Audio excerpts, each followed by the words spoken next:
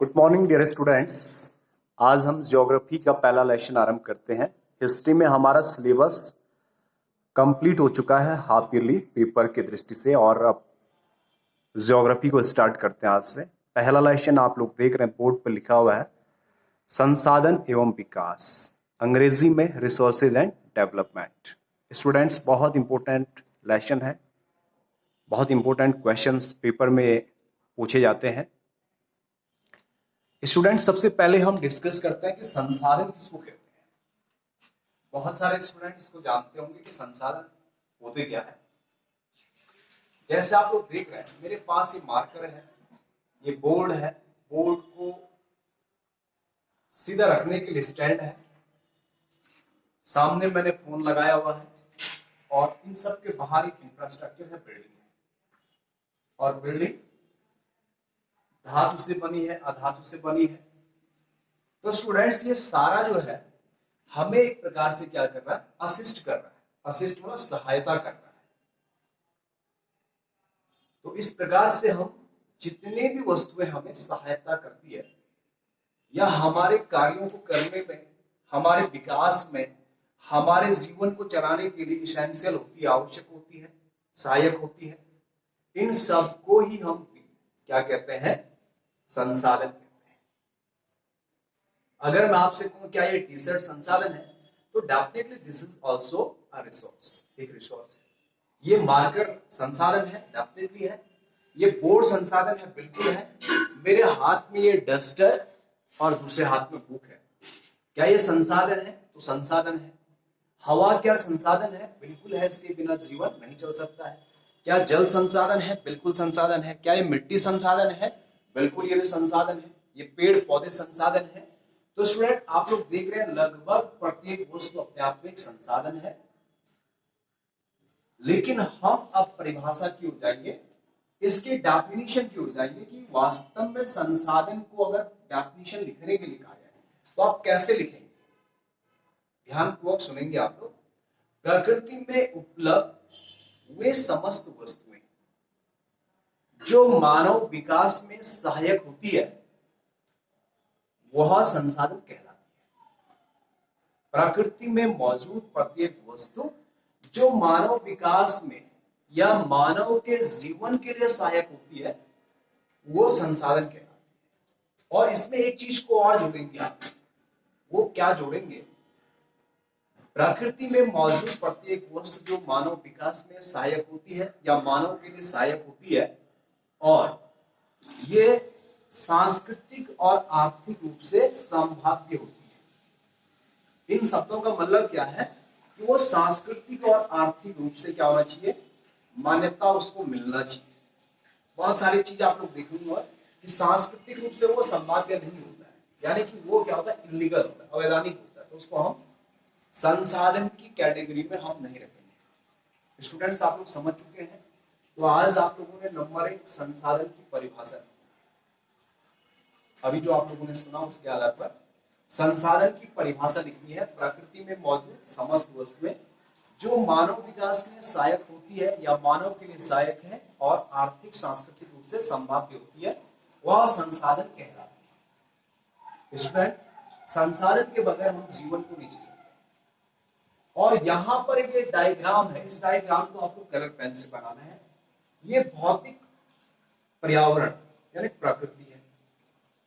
यहां देखिए मानव केंद्र में है, और यहां क्या है, टेक्नोलॉजी, प्रौद्योगिकी है। यहां आपका कम्युनिटी है, संस्थाएं हैं, और ये आपका क्या, एनवायरनमेंट, नेचर। तो स्टूडेंट, इनके बीच में संबंध क्या है? प्रौद्योगिकी, संस्थाएं और भौतिक पर्यावरण, इन तीनों में जो अंतर संबंध है, और वही अंतर संबंध के कारण मानव का जीवन चलता है। तो इस डायग्राम को आपको बनाना है और समझना है। ये डायग्राम आपको वही बता रहा है, संसाधन की डेफिनेशन को डिफाइन कर रहा है। स्टूडेंट, सेकंड टॉपिक लेते हैं, क्लासिफिकेशन ऑफ रिसोर्सेज, संसाधनों का वर्गीकरण। अब आप लोग देख रहे हैं संसाधनों का वर्गीकरण करेंगे हम। अभी मैंने आपसे कहा था ये बोर्ड आपका संसाधन है, डेफिनेटली संसाधन है आपका। ये मार्कर संसाधन है, डेफिनेटली संसाधन है। और अगर मैं आपसे कहूं क्या आप संसाधन हैं, तो आप भी संसाधन है। वो कैसे संसाधन है? सबसे बड़ा संसाधन ये है स्टूडेंट्स, मानव। आप लोगों ने सुना होगा कि मानव संसाधन मंत्रालय, HRD ministry, human resource development, ये क्या देखता है? हायर एजुकेशन और एजुकेशन को देखता है। मानव को जो है क्या बनाता है? उसके अंदर काबिलियत को बनाता है, स्किल को डेवलप करने का काम करता है। तो सबसे बड़ा संसाधन ये है। वो कैसे स्टूडेंट?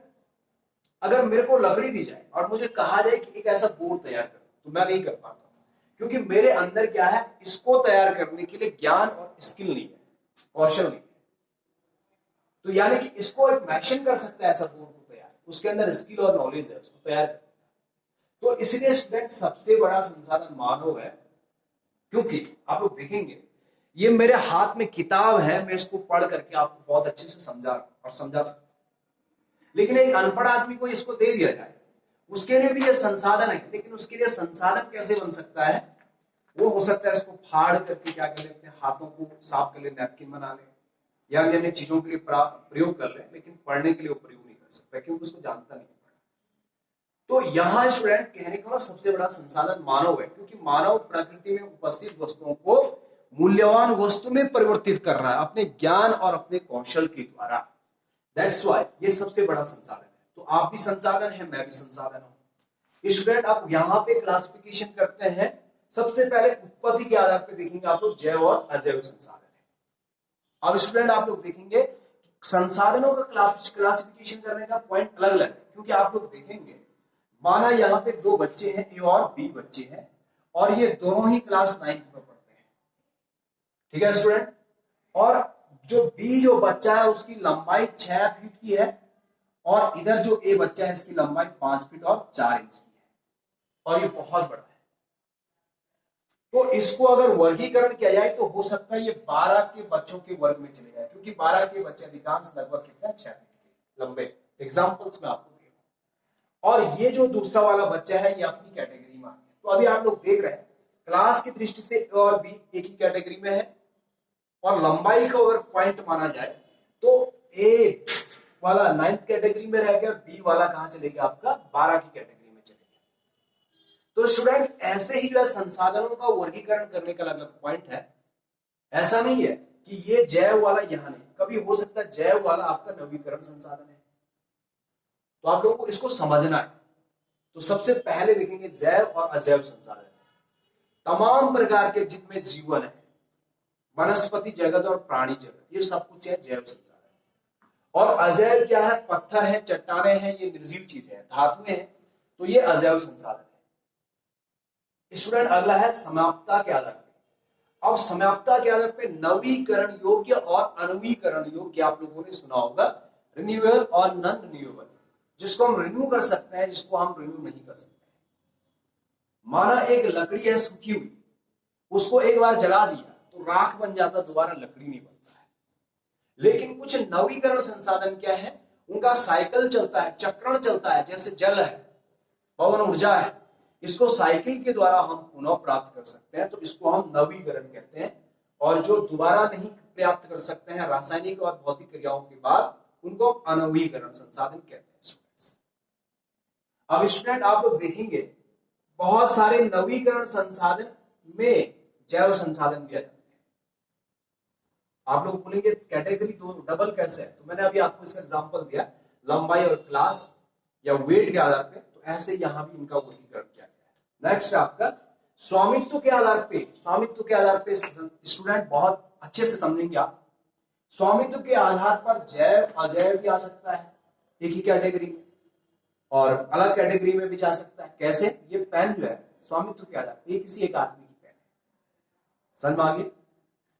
और ये विद्यालय है, ये विद्यालय एक समुदाय का है, ये किसी एक व्यक्ति का नहीं।